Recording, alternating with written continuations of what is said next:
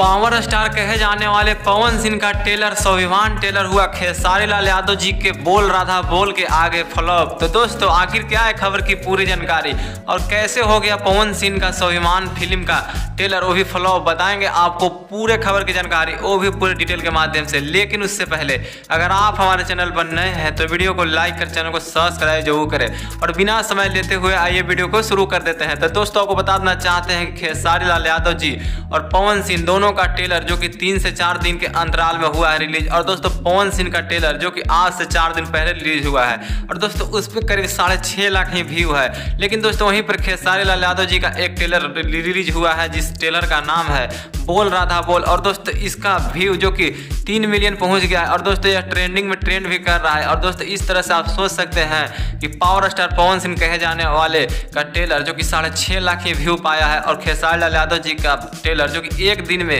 करीब 3 million cross करने वाला है। और दोस्तों इस तरह से खेसारी लाल यादव जी का बोल रहा था बोल